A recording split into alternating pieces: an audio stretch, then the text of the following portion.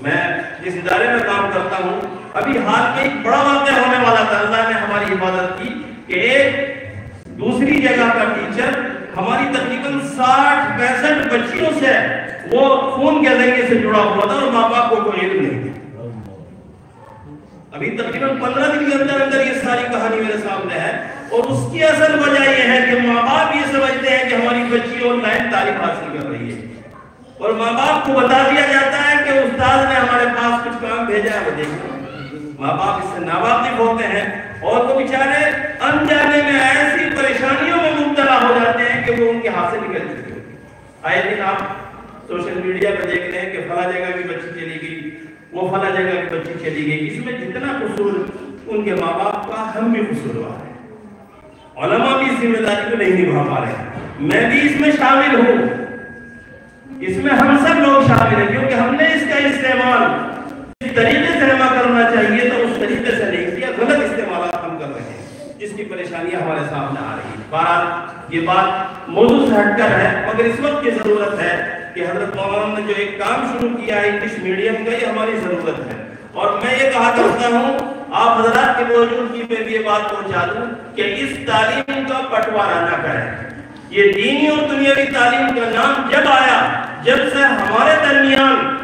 ایک کو فوقیت دے دی گئی اور دوسرے کو دوسرے درجے کا مان دیا گیا، حالانکہ ایک کی ضرورت ہمیں قبر تک ہے، دوسرے علم کی ضرورت ہمیں قبر کے بعد ہے، ہمیں دنیاوی تعلیم کی ضرورت قبر تک جانے تک ہے۔ تو اس لیے ہم اس کو ضروری سمجھیں، دنیا میں ہمیں زندہ رہنا ہے تو ہمیں دین کے ساتھ زندہ رہنا ہے، مگر دنیاوی چیزیں جو ہمارے سامنے ہیں ہم اس کو سیکھیں، پڑھے پڑھائے، ڈاکٹر انجینئر جتنے بھی اور شعبے ہیں ان سب شعبوں پر کام کریں۔ انشاءاللہ وہ دن دور نہیں ہے کہ جو آج اقتدار کی کرسی پر بیٹھ کر ہمارے ساتھ ظلم و زیادتی کر رہے ہیں، ہم ان سے اپنا حق لے کر رہیں گے اور انہیں بتائیں گے کہ اس ملک میں ہمارا حصہ تم سے زیادہ ہے، ہم تم سے کسی طرح پیچھے رہنے والے نہیں ہیں۔ ہم اپنے بچوں کو وہ صلاحیتیں پاتے ہیں جو دوسرے بچوں کو وہ صلاحیتیں نہیں ہیں۔ ان بچوں کو قرآن کے علوم نے اتنا اونچا کر دیا ہے کہ جو بھی علم حاصل کرتے ہیں یہ اپنی روانگی اور رفتار کو اور بڑھا دیتے ہیں۔ حافظ قرآن بچہ دوسرے علوم میں دوسرے بچوں سے زیادہ آگے بڑھ جاتا ہے۔ میں ایک بار درمیان میں حضرت مولانا شعیب صاحب کی موجودگی میں کہتا ہوں، جب مولانا نے کہا ہے کہ جو بچے حافظ نہیں ہیں صرف اسکول پڑھنے آتے ہیں ان کو ہم آنے جانے کی سہولت دیں گے، مگر میں یہ کہتا ہوں میرا ایک مشن ہے کہ ہم اس طرح قرآن کے حافظ بچوں کے لیے ہاسٹل بناتے ہیں، اسی طرح ہم اسکول پڑھنے والے بچوں کے لیے ہاسٹل بنائیں، تب ہم جا کر اپنے ماحول کو دینی ماحول بنا سکتے ہیں۔ اس کے علاوہ کوئی اور طریقہ ہمارے پاس موجود نہیں ہے۔ اللہ تعالیٰ مجھے عمل کی توفیق نصیب فرمائے۔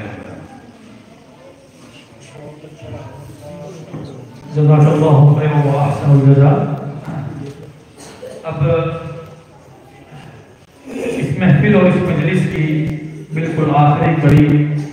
اور جنہوں نے ہمارے اس پروگرام کو اول تا آخر سماعت فرمایا اور ہماری چھوٹی سی دعوت پر وہ اس مجلس میں اس محفل اور اس پروگرام میں تشریف لائے،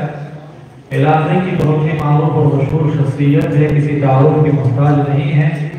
بہترین مقرر ہونے کے ساتھ ساتھ بہترین مفسر، جن سے میری مراد حضرت مولانا محفوظ صاحب کی راوی ہے۔ درخواست گزار حضرت سے کہ حضرت تشریف لائے اور اپنے خیالات کا اظہار فرمائیں۔